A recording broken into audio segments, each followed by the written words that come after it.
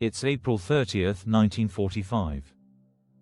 50 feet below the streets of a burning Berlin, down a concrete staircase sealed behind a steel door, the most hunted man on earth is writing his will. Soviet artillery shells are landing 3 blocks away. The Red Army is so close you can hear rifle fire through the ventilation shafts. The electricity flickers. The air smells of diesel smoke, sweat, and wet concrete. And in a small study decorated with a single portrait of Frederick the Great, Adolf Hitler has maybe 2 hours left to live. What happened in that bunker during those final hours has been argued over, censored, mythologized, and flat out lied about for 80 years. The Soviets hid evidence. Eyewitnesses contradicted each other. Conspiracy theories built entire industries around the idea he escaped. So what really happened? Hour by hour, room by room, this is how Adolf Hitler actually spent his final hours on Earth. To understand the final hours, you have to understand the coffin he was already living in. The fur bunker was not a building. It was a tomb he built for himself and refused to leave. Buried 30 feet beneath the garden of the Reich Chancellery, it was a 2-level concrete complex, the upper Vorbunker built in 1936, and the deeper fur bunker added in 1944 as Allied bombs turned Berlin into rubble. The walls were 4 meters of reinforced concrete. The ceiling was 3 meters thick. There were about 30 small rooms connected by narrow corridors, all of it lit by bare bulbs powered by a diesel generator that coughed and sputtered whenever fuel got low. The ventilation system pulled in air from above ground, which meant that in the final days, the bunker smelled permanently of smoke from the burning city overhead. Hitler had moved in permanently on January 16, 1945. He was 55 years old, but by April he looked 75. His left hand trembled so violently he had to hold it behind his back. He dragged his left leg. His skin was gray. His teeth were rotting. He was being injected daily by his personal physician, Dr. Theodor Morell, with a cocktail of methamphetamine, barbiturates, opiates, and what one historian later called a pharmacy of poison. Some researchers believe he was in the early stages of Parkinson's disease. Others think he was simply a drug addict collapsing in real time. Living with him in those final days were about 20 people who mattered. His longtime mistress Eva Braun, who had arrived on April 15 knowing she was coming to die. Propaganda minister Joseph Goebbels, his wife Magda, and their 6 children. Secretaries Traudl Jung and Gerda Christian. Hitler's personal valet Heinz Linge.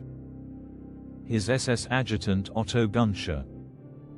His pilot Hans Bauer, Generals Wilhelm Bergdorf and Hans Krebs. And the man who would become perhaps the most important eyewitness to Hitler's death, Martin Bormann, secretary of the Nazi Party and the most feared bureaucrat in the Reich. All of them were trapped. All of them were terrified. And most of them knew the war was over. Hitler's 56th birthday was April 20, 1945, 10 days before his death. It was also the last time most of the Nazi leadership would ever see him alive. He came up to the Chancellery garden that afternoon. You can find the footage online, it's the last film ever shot of him. He's reviewing a line of Hitler Youth boys, some of them barely 12 years old, who had been pulled out of their homes and handed anti-tank weapons. He pats one boy on the cheek. His hand is visibly shaking. His eyes are hollow. He walks down the line like a man underwater. That evening there was a birthday reception in the bunker. Champagne was poured. Hermann Göring was there. Heinrich Himmler was there. Joachim von Ribbentrop, Albert Speer, Admiral Donitz, The entire architecture of the Third Reich crammed into the concrete basement, and every single one of them was already calculating how to survive what came next. During the reception, Hitler received a military briefing. The news was catastrophic. Soviet forces under Marshal Zhukov had broken through the Silo Heights. Berlin was about to be surrounded. His generals begged him to leave for the Alpine Redoubt in Bavaria, where a last stand was theoretically possible. Hitler refused. He said he would die in Berlin. That night, Göring flew south to Berchtesgaden. Himmler slipped away to northern Germany. Speer made a long, strange farewell visit that he would later mythologize in his memoirs. One by one, the inner circle abandoned him. By the morning of April 22nd, the bunker was a much emptier place. And it was on April 22nd that something broke inside Hitler for the last time. The afternoon military conference on April 22nd is one of the most documented moments of the war, because multiple survivors described it in nearly identical detail. Hitler had ordered an SS general named Felix Steiner to launch a counterattack against the Soviet forces encircling Berlin from the north. Army Detachment Steiner was to smash the Russian flank and save the city. There was one problem. Army Detachment Steiner didn't really exist. It was a paper unit, a fantasy army stitched together from stragglers, Hitler Youth, Volkssturm militia, and a handful of exhausted SS troops. Steiner had no tanks, no fuel, no artillery, and no chance. He didn't attack. When Hitler learned at the 3 p.m. briefing that the counterattack had not happened, he went into what survivors call simply the meltdown. He screamed. He pounded the map table. For the first time in the war, and possibly the first time in his life, Adolf Hitler publicly admitted defeat. Witnesses, including his secretary Traudl Jung, General Krebs, and Otto Gunscher, later recalled him collapsing into a chair, his face drained of color, and saying, "The war is lost. The Third Reich is finished." He would remain in Berlin, and he would shoot himself rather than be captured. Then he said something that had never come out of his mouth before. He told the staff they were free to leave. Most of them didn't. Eva Braun absolutely refused. Goebbels and Magda had already decided to kill their 6 children and then themselves. Jung and Christian, the secretaries, stayed out of a mixture of loyalty and shock. Bormann stayed because Bormann was Bormann, still scheming, still plotting, still writing memos as the building burned. From April 22nd onward, the bunker was no longer a command center. It was a waiting room for death. Over the next 5 days, 2 pieces of news arrived that sent Hitler into his final spirals of rage. The first came on April 23rd. A telegram from Hermann Göring, safely evacuated to Bavaria, asking whether, given that the Führer was apparently incapacitated in Berlin, he, Göring, should now assume leadership of the Reich as his designated successor had long specified. Hitler read it as a coup attempt. He screamed that Göring was a traitor, stripped him of all offices, and ordered his arrest. Then on April 28 came the second, worse blow. A BBC broadcast intercepted via Reuters reported that Heinrich Himmler, the head of the SS, the man Hitler called Loyal Heinrich, the second most feared man in Europe, had been negotiating a separate surrender to the Western Allies through a Swedish intermediary. This one nearly killed him on the spot. Eyewitnesses said his face turned the color of raw liver. He screamed for hours. He ordered Himmler's SS liaison in the bunker, a man named Hermann Fegelein, to be taken out into the Chancellery garden and shot, which was particularly brutal, because Fegelein was married to Eva Braun's sister Gretel, who was pregnant at the time. Fegelein was dragged up the stairs and executed against a garden wall that same night. By the evening of April 28, Hitler believed, correctly, that everyone was betraying him. The Red Army was now less than a mile from the bunker. Soviet tanks were grinding down the Wilhelmstrasse. Artillery was landing on the Chancellery itself, and chunks of plaster were falling from the bunker ceiling with every impact. He decided it was time to get his affairs in order.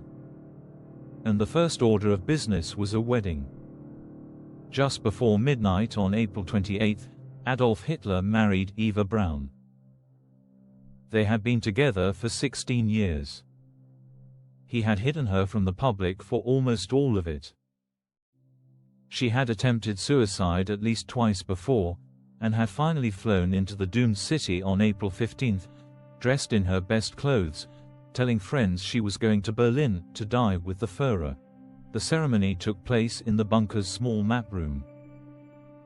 A minor Berlin municipal official named Walter Wagner, a Nazi party member who had to be literally pulled out of a Volkssturm trench and driven through artillery fire to officiate, performed the civil ceremony. The witnesses were Goebbels and Bormann. The entire wedding took less than 10 minutes. In the documents she signed that night, Eva Braun crossed out Braun and began to write Hitler for the first and only time in her life. Witnesses remembered that she made a mistake. She accidentally started to write the letter B before correcting it. After the ceremony there was a small reception. Champagne was opened. Hitler did not drink.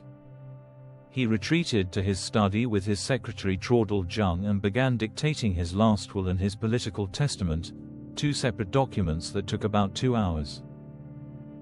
The private will was short. It acknowledged his marriage to Eva Braun, left his possessions to the Nazi Party, and named his executors. The political testament was longer and uglier. It blamed the Jews for the war. In the final hours of his life, he was still blaming the Jews. It named Admiral Karl Donitz as his successor as head of state, and Goebbels as his successor as chancellor. It expelled Göring and Himmler from the party. And it ended with a command to continue the struggle. Traudl Jung, who typed the document, later said she was waiting for some kind of final explanation. Some reason. Some admission. It never came. He was the same man at the end that he had been at the beginning. She finished typing around 4 a.m. on April 29. Hitler had about 34 hours to live. April 29 was the last full day of Hitler's life, and it was consumed by a single obsession: making sure no one would find his body. He had seen photos. Earlier that week, news had reached Berlin of what happened to Benito Mussolini on April 28, hanged upside down by Italian partisans at an Esso gas station in Milan, his body beaten and spat on by a crowd. Hitler told his valet Heinz Lynch that he would not allow the Soviets to do the same to him. He would not be exhibited in a Moscow zoo. The plan was settled. He would shoot himself. Eva Braun would take cyanide. The bodies would then be carried up to the Chancellery garden, doused in gasoline, and burned beyond recognition. During the day, two practical problems had to be solved. The first was the cyanide. Hitler had received several brass capsules of potassium cyanide from SS doctors, but after Himmler's betrayal he no longer trusted the SS. He became convinced the capsules might be fake, maybe sedatives meant to knock him out so the Russians could capture him alive. So he ordered that one be tested. On the afternoon of April 29, Hitler's beloved German shepherd Blondi was brought into a side room. Dr. Werner Haas, an SS physician, forced one of the cyanide capsules into the dog's mouth and crushed it with pliers. Blondi died within seconds. Hitler, witnesses said, went into the room, looked at the dog's body, said nothing, and walked back out. He never petted her. He never spoke of her again. The second problem was gasoline. You cannot completely burn two adult human bodies with a small amount of fuel. Cremation requires sustained heat for hours. His SS adjutant Otto Gunshot was given the job of finding jerry cans of petrol, which by this point in the war were almost impossible to obtain. Gunshot scrounged around 200 liters from whatever vehicles remained functional in the Chancellery garage. Throughout the day, Hitler moved through the bunker like a ghost. He ate his usual vegetarian lunch with his secretaries, vegetable soup, mashed potato, and chatted almost casually about his dogs, the architecture of Linz, and how he envied those who died young. The contrast was so unnerving that Traudl Jung later wrote she wondered if he had already taken a sedative. Around 10 p.m. that night, a messenger arrived with the final Mussolini photographs, and the news from General Wilhelm Keitel that no relief force was coming. No one was left. The last radio communication to the outside world had essentially become, "Where are you? Where are you?" to commanders who either couldn't answer or wouldn't. Hitler went to bed around 4 a.m. on April 30th. He had about 10 hours left. April 30th, 1945. The last day. 11 a.m. Hitler woke up. He was told the Soviets had reached Potsdamer Platz, about 500 meters from the bunker. Small arms fire could now be heard faintly through the ventilation. 12 p.m. he attended his last military briefing. General Hans Krebs informed him that Soviet troops were in the Tiergarten and had entered the Reichstag building, which was now surrounded. The Chancellery itself was under direct tank fire. There was no longer any possibility of defending the bloc, let alone the city. 1 p.m. Hitler ate lunch with his two secretaries, Traudl Jung and Gerda Christian, along with his cook Constanze Manzieli. Eva Braun did not attend. The meal was, again, almost eerily normal, spaghetti with a light tomato sauce. He spoke a little about his dogs. He said almost nothing about what was coming. 2:30 p.m. Hitler emerged from his private quarters with Eva Braun and began a final round of goodbyes. Witnesses recalled the strange formality of it. He shook hands with roughly 20 people in the corridor. Eva Braun was wearing a blue dress with white cuffs, her hair done, her face calm. She embraced Traudl Jung and whispered, "Please try to get out. You may still make it." She gave Jung her silver fox fur coat. 3:15 p.m. Hitler gave his final instructions to Otto Gunshot. The plan was absolute. The moment the gunshot was heard, Gunshot was to enter the study, confirm death, wrap the bodies in blankets, carry them upstairs, douse them in petrol, and burn them. No photographs. No exceptions. 3:20 p.m. Hitler and Eva Braun walked into his private study and closed the door. Outside the door stood Gunshot, Linge, Bormann, Goebbels, and a small huddle of witnesses. What happened in the next 10 minutes is reconstructed from the testimony of those men, primarily Linge and Gunshot, both of whom were interrogated extensively, first by the Soviets and later by Western intelligence. Inside the study, Hitler and Eva Braun sat together on a small blue and white upholstered sofa. Eva Braun was on his left. She bit down on a cyanide capsule and died almost instantly. The capsules worked. Her body slumped against the armrest. Hitler placed a 7.65 mm Walter PPK pistol against his right temple. He may also have bitten down on a cyanide capsule at the same moment. Forensic evidence from the Soviets later suggested he used both methods simultaneously, ensuring there was no possibility of survival. He pulled the trigger.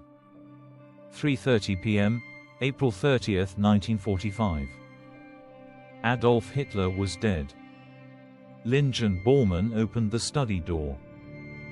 The smell of gunpowder and bitter almonds, the telltale scent of cyanide, hit him immediately. Hitler was slumped forward on the sofa, blood running down the right side of his face, the pistol on the floor by his feet. Eva Braun was curled on her side, her legs drawn up, her face already discoloring.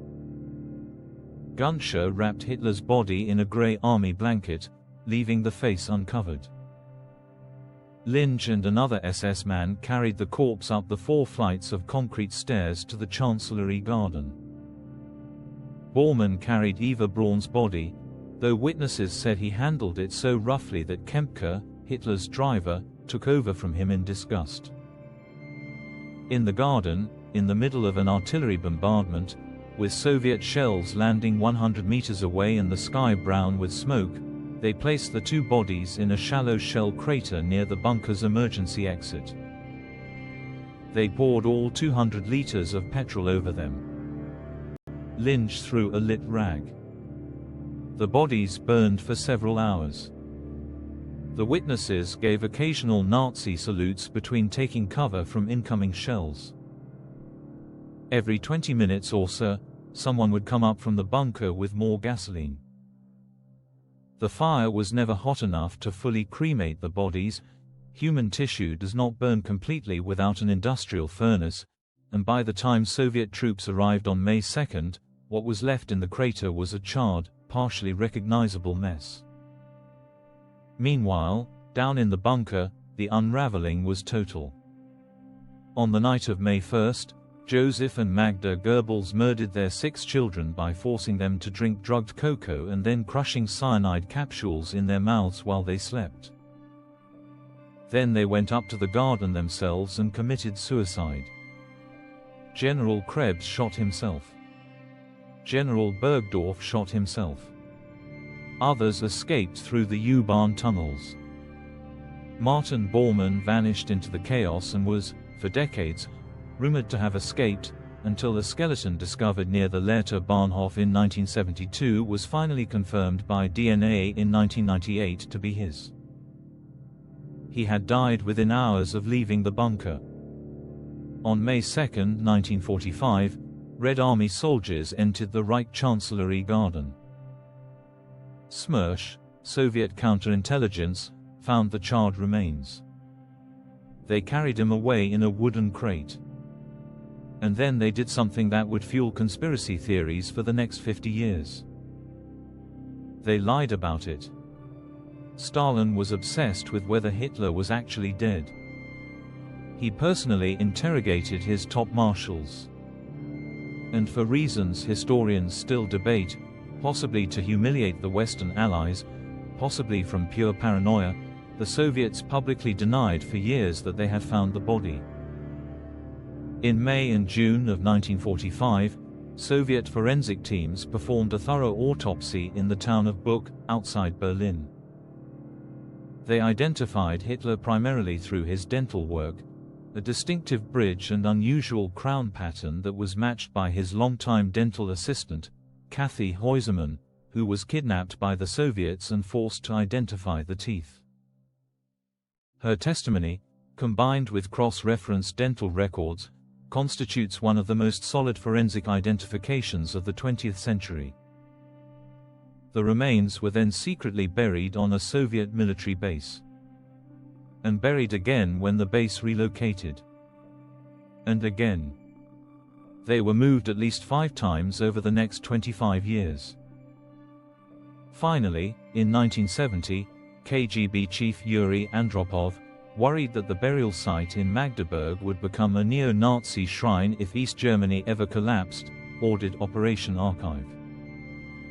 Soviet soldiers secretly exhumed the remains in April 1970, ground them up, burned them a second time, and threw the ashes into the Biedritz River, a tributary of the Elbe. The only surviving physical evidence is a skull fragment with a bullet hole and some jaw fragments, which are still held in Russian state archives today. In 2009, an American forensic team was allowed limited DNA testing on the skull fragment, and discovered it actually belonged to a woman under 40, probably not Hitler at all. The jaw fragments, however, are still considered authentic and match his dental records. This is why the conspiracy theories took root. The Soviets lied. They moved evidence. They destroyed most of what they had. They let rumors fly. So for decades, you could find entire books arguing Hitler had escaped to Argentina, to Antarctica, to the moon.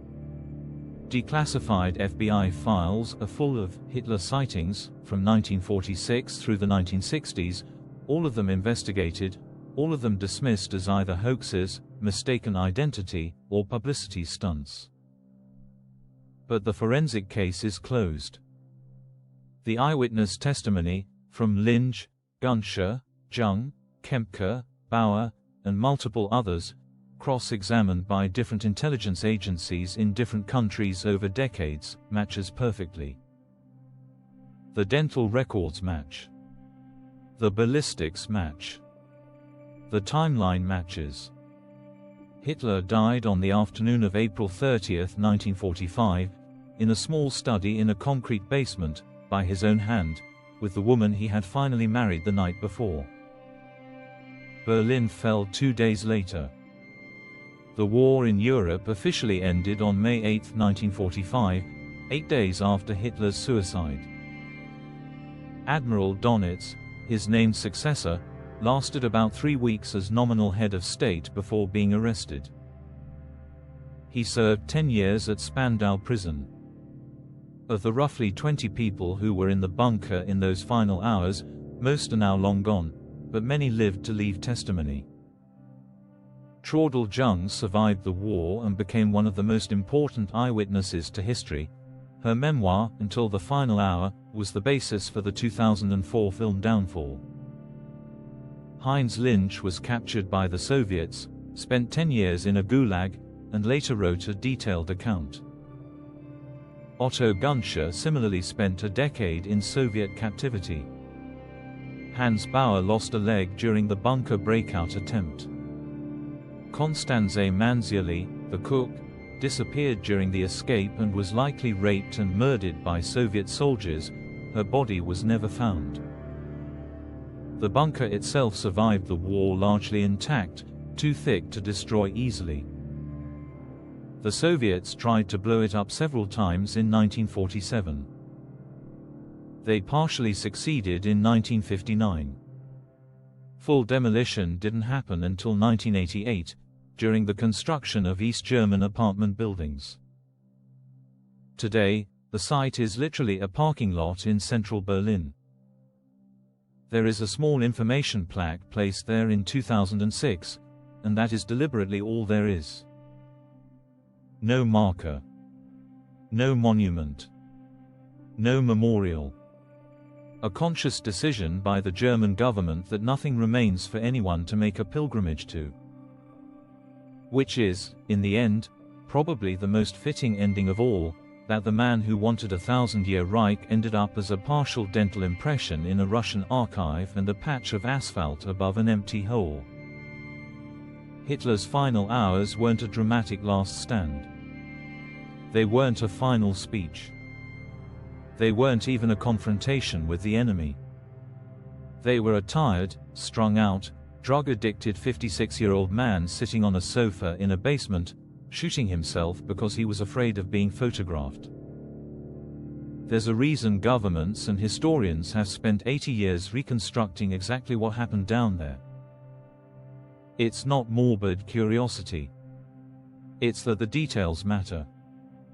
They matter because every detail, the trembling hand, the dead dog, the bodies burning in a shell crater, the lies the Soviets told afterward, is the last page of a story about a man who convinced millions of people he was a god, and who ended his life hiding from them.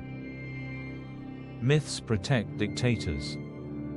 Facts bury them. And now you know the facts. If you made it this far, drop a comment below. Which part of the bunker story surprised you the most? The dog? The wedding? The Soviet cover-up? And if you want more deep dives into the hidden moments that shaped the 20th century, hit subscribe, we're just getting started.